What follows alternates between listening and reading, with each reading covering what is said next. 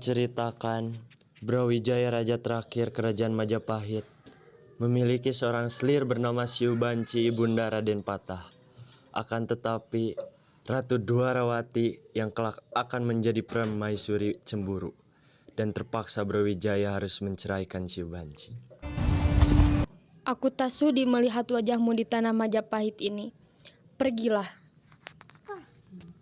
Brawijaya yang mengetahui konflik antara mereka berdua pun segera menemui Siu Banci secara empat mata. Maaf, aku harus mengirimmu ke Palembang. Baiklah, sudah tidak dapat aku lakukan lagi. Dengan sangat terpaksa, Siu Banci pun diusir ke Palembang dari tanah Majapahit dengan kondisi sedang mengandung anak Brawijaya. Dan ia pun melahirkan seorang anak yang bernama Raden Patah. Ibu Raden Patah pun menikah dengan Arya Damar dan memiliki anak yang bernama Raden Hussein. Puluhan tahun kemudian, kerajaan Majapahit berada di ambang keruntuhan. Keadaan pemerintahan sedang kacau balau. Para pejabat kerajaan saling berebut kekuasaan dan kekayaan, sedangkan rakyat kecil terbengkalai. Sebagai kerajaan yang pernah berjaya, Majapahit berada pada titik kehancuran. Saat itulah fajar mulai terbit dari atas Gelagah Wangi. Tampillah seorang pemuda yang menyampaikan risalah Nabi, menyebarkan agama dengan kitab suci, luhur dan mulia dalam budi pekerti. Pemuda itu tak lain ialah salah seorang putra Raja Majapahit, Brawijaya Kertabumi, yang bernama Raden Patah. Saat dewasa, ia melakukan perjalanan ke Pulau Jawa untuk menyebarkan agama Islam. Bersama saudara tirinya, yaitu Raden Hussein, mereka berguru kepada Sunan Ngampel. Raden Patah dan Raden Hussein menjadi santri di pesantren yang dibimbing oleh Sunan Ngampel. Setelah beberapa lama menjadi santri, kedua pemuda itu tumbuh menjadi pemuda yang pemberani, berakhlak mulia, dan bercita-cita tinggi. Di pendapa masjid pesantren, Sunan Ngampel berkumpul bersama para santri. Mereka menyandingkan lagon ilir-ilir bersama.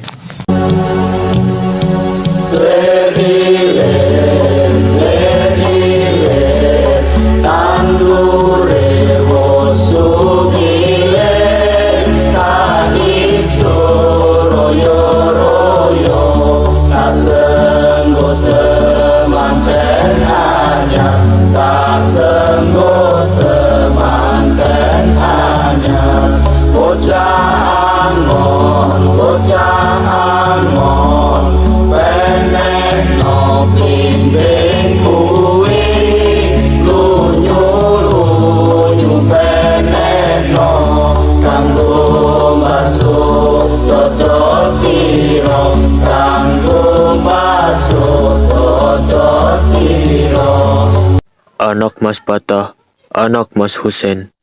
Sabunawa Pa'ala Kanjeng Sunan. Kalian berdua adalah penguasa Palembang. Jauh-jauh dari seberang sana, kalian kesini hanya untuk menuntut ilmu. Saat kalian sudah cukup bekal dalam perjalanan untuk menggapai cita-cita kalian. Enggeh kepada Kangjeng Sunan atas pembimbingan kami selama ini.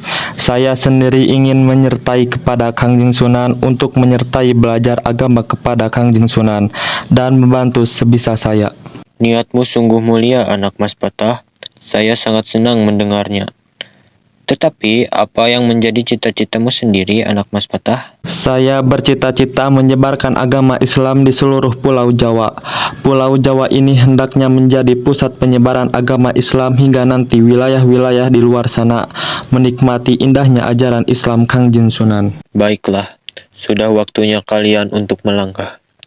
Anak Mas Patah, kamu saya tugaskan untuk membuka pesantren baru. Dan anak Mas Hussein, kamu sangat berbakat dalam tatap keprajuritan. Anggota negara sonlah kepada Prabu Kartabumi. Sabunawa Pa'ala Kanjeng Sunan.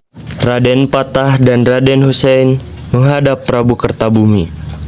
Raden Hussein diangkat menjadi Adipati Terung. Raden Patah yang memang berniat mendirikan pesantren diberi wilayah di atas Gelagah Wangi. Bersama pengikutnya, Raden Patah melakukan babat alas Gelagah Wangi. Di sana didirikanlah pesantren yang dipimpin langsung oleh Raden Patah. Dari jumlah penduduknya yang mulai puluhan hingga akhirnya mencapai ratusan hingga ribuan. Tahun 1478 Masehi, Girindrawardhana menyerang Majapahit. Kondisi Majapahit yang memang sedang lemah dengan mudah ditaklukkan oleh Girindrawardhana. Prabu Kertabumi tewas dalam penyerbuan tersebut.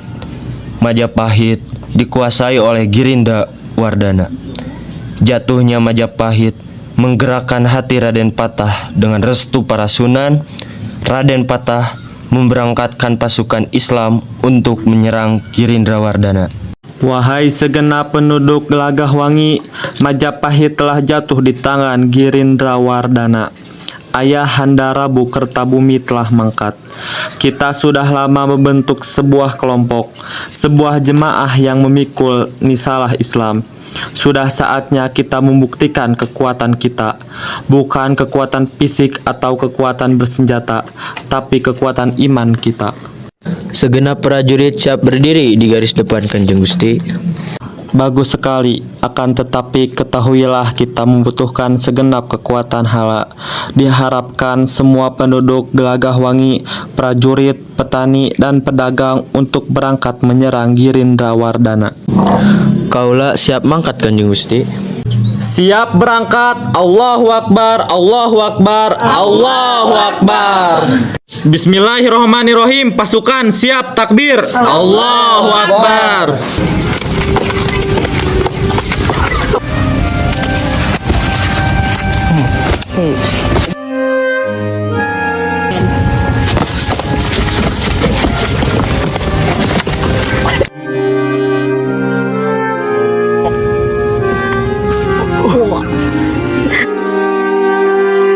Pasukan Islam di bawah pimpinan Raden Patah menyerang Girindrawardhana. Peperangan berjalan sengit. Prajurit Girindrawardhana berperang melawan prajurit Raden Patah. Pedang melawan cangkul, tombak melawan sabit, keris melawan kentongan. Segenap rakyatan tanah Jawa yang sudah memeluk agama Islam bergabung bersama pasukan Raden Patah. Peperangan dimenangkan oleh Raden Patah. Wahai rakyat sekalian, pelantikan hari ini atas permusyawarahan dan kesepakatan dari kami, para Dewan Wali yang terdiri dari beberapa sunan, kami mendirikan kesultanan untuk calon sunan, menjamin kedaulatan dengan ibu kota Minosan. Ini secara resmi melantik Raden Patah menjadi Demak dengan gelar Sultan Al-Akbar. Sekitar para wali dan pedagang muslim Kadipaten Demak semakin maju wilayahnya, meliputi Surabaya, Madura, Gresik, Tuban, bahkan Kendal dan Cirebon di sebelah barat. Sunan Ngampel dan Sunan Bonang memberi Raden Patah gelar Sultan Patah Syekh Al-Akbar. Penambahan Jimbun Abdul Rahman Amirul Mukminin Haji Nudin Komin Abdul Suryo Alam di Bintaro Demak